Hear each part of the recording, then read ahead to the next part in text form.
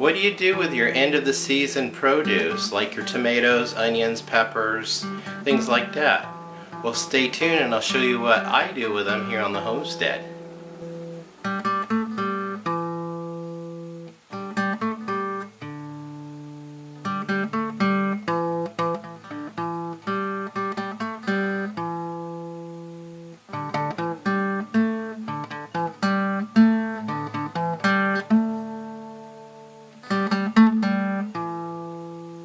Welcome back to Pine Meadows Hobby Farm. I'm your host, Jerry Hansen. We're back in Becky's Homestead Kitchen, and we're going to be cooking something up with all that year-end produce that is no longer growing in the garden. We've had our frosts, we had to harvest what was left and get it out because they don't do well in frost. So what we're going to do is we harvested tomatoes, peppers, went and grabbed some onions and garlic, and we're going to go ahead and make some salsa.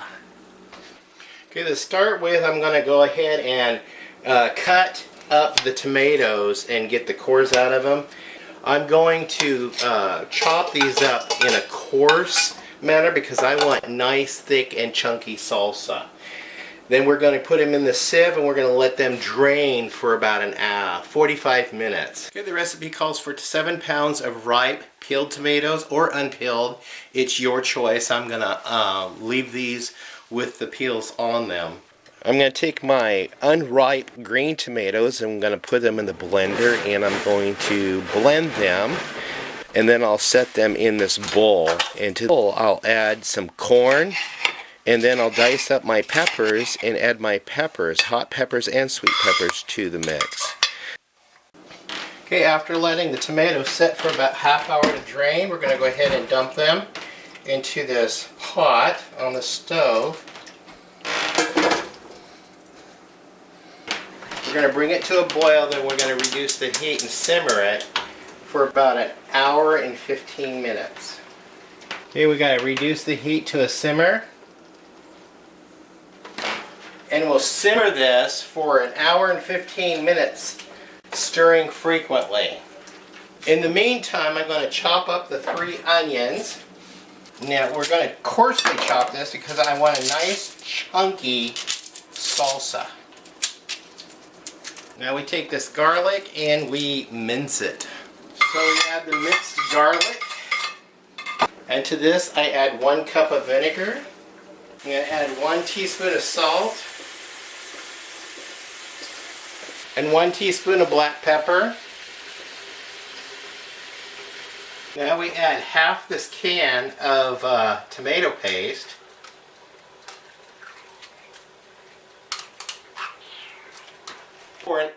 Now this has been simmering for an hour and 15 minutes. And now we're going to add our contents here to this pot. And once the contents are added, we're going to increase the heat. Bring it back to a boil, and once it's boiling, then we'll go ahead and reduce the heat and simmer it for an additional 10 minutes. And then it should be ready to start filling in the jars and canning. Now, simmering will just infuse all the flavors here, so that's why we're only doing it for 10 minutes. But it's going to do some additional cooking during the canning process. My timer went off. We went ahead and turned the heat off and removed it from the heat. We're not going to cook it anymore. And now we're going to go ahead and fill my jars. And we're going to leave a 1-inch headspace. Okay, the all-important bubble releaser. We don't want any air bubbles in there. Okay, remember to wipe the debris from the rims of the jars, otherwise you won't get a good seal. You want air to be able to escape from the lids when expansion occurs, and then it creates a vacuum.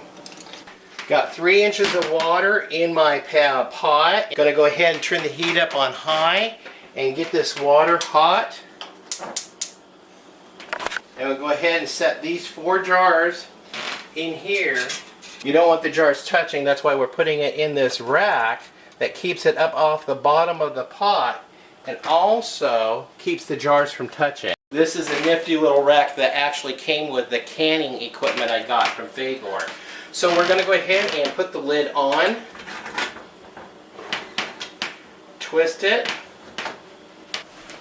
be sure to lock it, and we're going to cook it on high at 15 pounds. Okay, we now have steam. The button is up. We reduce heat.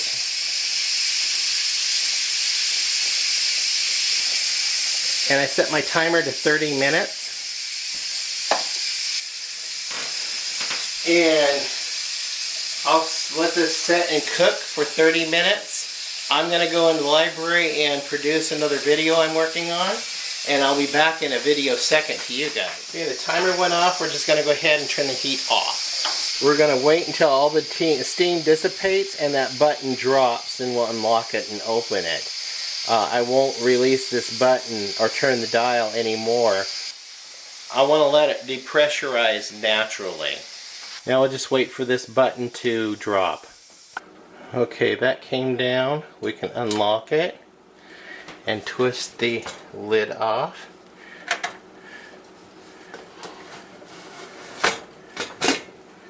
And I'm just going to let the jars rest in here for about 5 minutes before I pull them out and put them on this paper bag. So we're going to take this out and we're going to set it right there.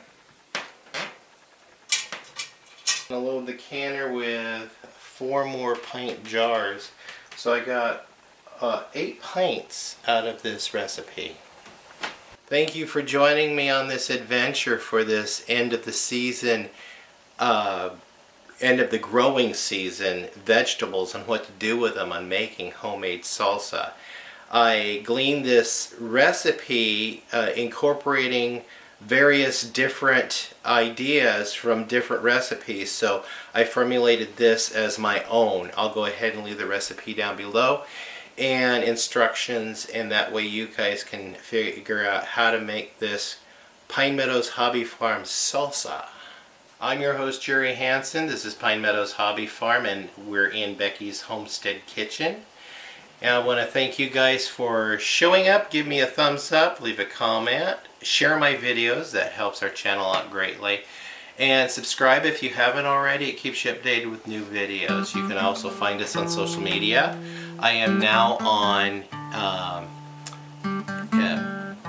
what is it called? LinkedIn and Instagram, along with Facebook, Twitter, Pinterest, Reddit, and Google+. I'll see you guys in more adventures coming your way. We'll see you guys later. Bye-bye.